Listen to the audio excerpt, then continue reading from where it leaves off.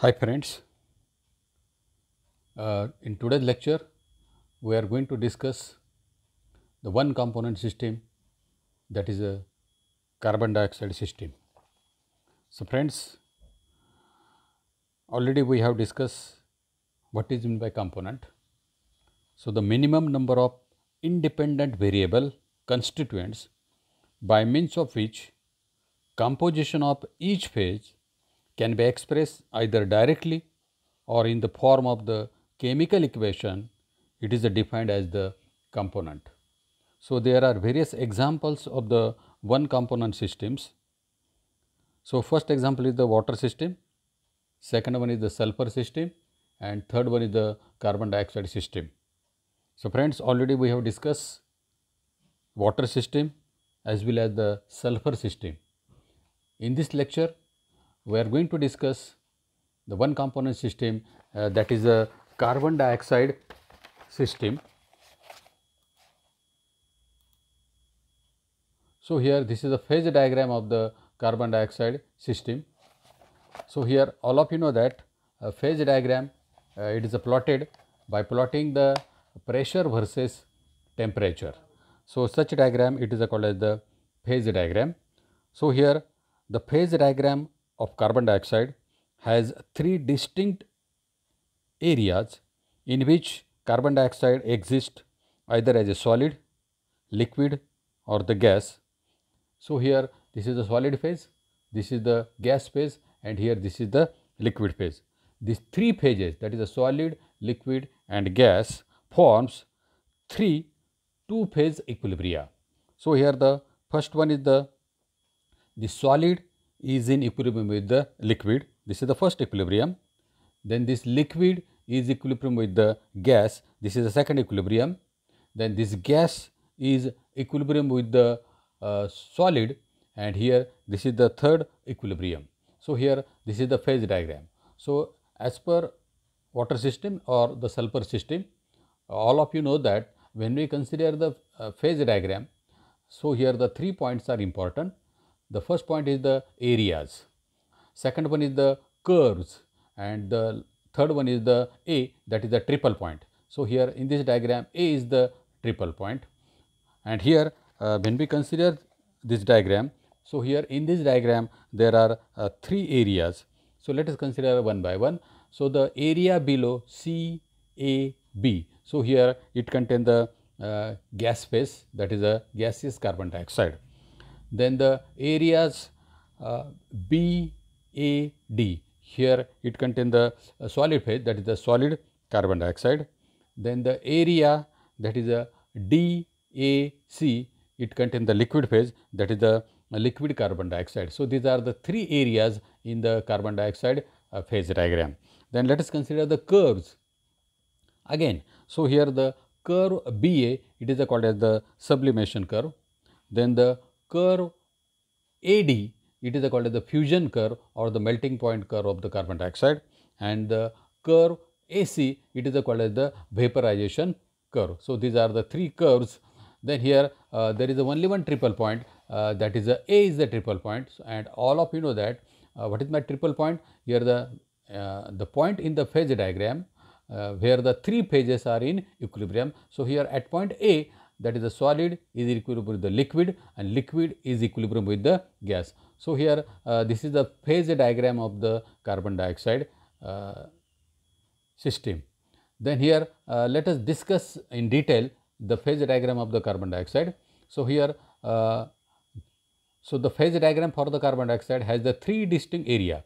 So here in which carbon dioxide exists either as a solid, liquid or gases. So here these are the three two-phase equilibria.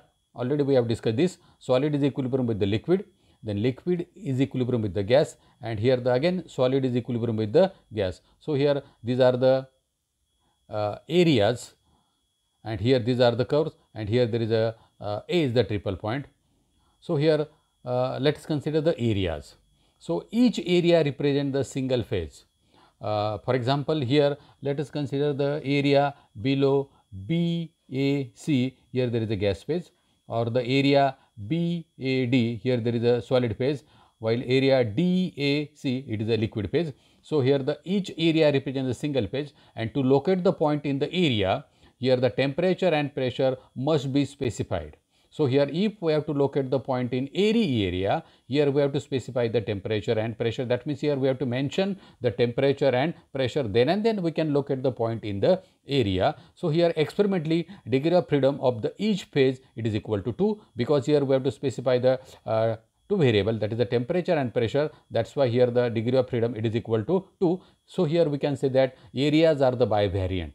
So here this is a experimentally, but here when we consider the phase rule, so what is the conclusion from the phase rule? So here it is a one component system, no doubt C is equal to 1. So here areas are the monovariant, that's why the P is equal to 1. So here this is the mathematical expression for the phase rule. F is equal to C minus P plus 2. It is equal to 1 minus 1 plus 2, it is equal to 2. That means here both the conclusions are same. Experimentally degree of freedom, it is equal to 2, while as per phase rule, here the degree of freedom, it is also equal to 2. This is about the area.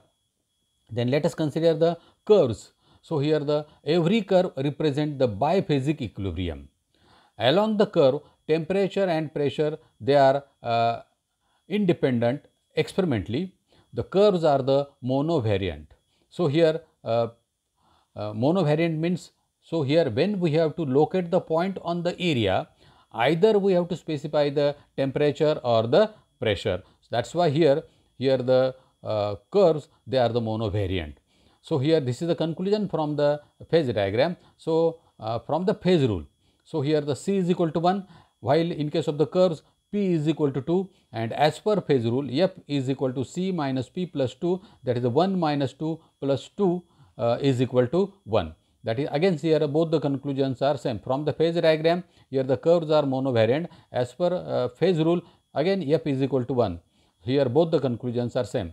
Then here let us consider the curve one by one. So the first curve, that is the curve BA. So here the curve BA, it is called as the sublimation curve, and along this curve two phases, that is a solid carbon dioxide and here the gaseous carbon dioxide, they exist in the equilibrium. So at 1 atmospheric pressure, solid carbon dioxide sublimate at minus 78.2 degree Celsius. So this is about the curve BA.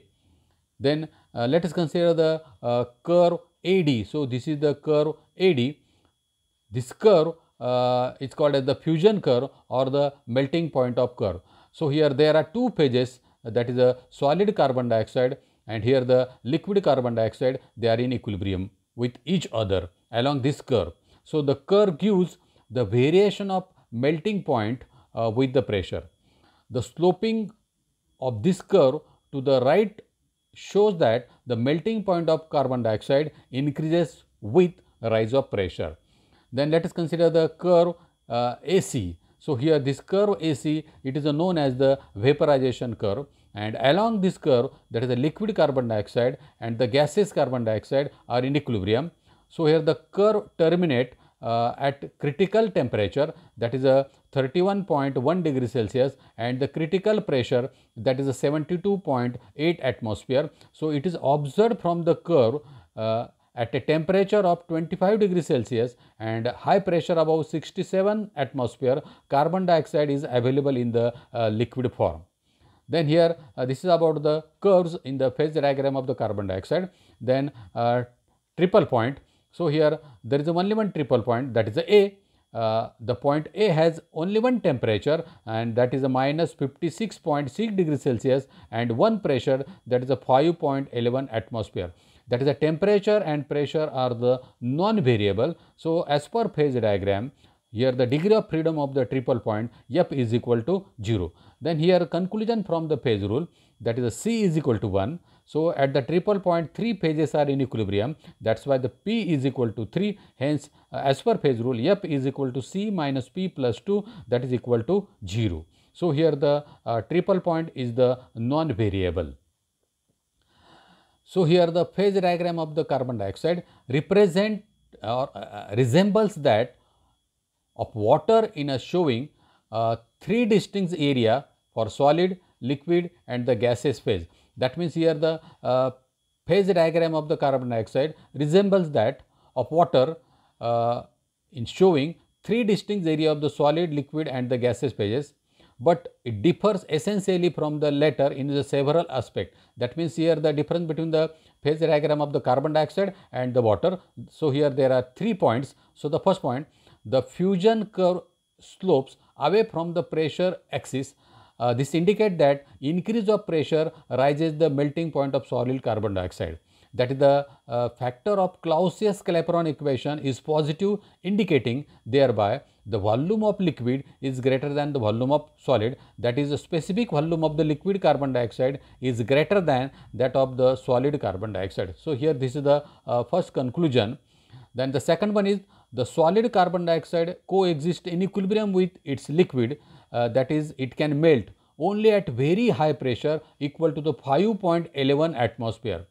This is unlike the water system, in which ice and water can exist in equilibrium even at very low pressure equal to 4.58 millimeter of He. So, here in the carbon dioxide the value is 5.11 atmosphere, while in case of the water system the value is value of the pressure is 4.58 millimeter of Hg.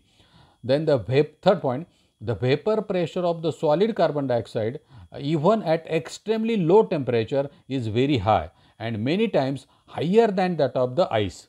A significant feature of the carbon dioxide gas can be directly converted into the solid without appearing of the liquid phase. Simply on cooling to the minus 78 degrees Celsius. So, for this reason that solid carbon dioxide is commonly known as the dry ice. So, here these are the three conclusions from the phase diagram of the carbon dioxide. So, friends, this is about the carbon dioxide system. It is a one component system. Thank you.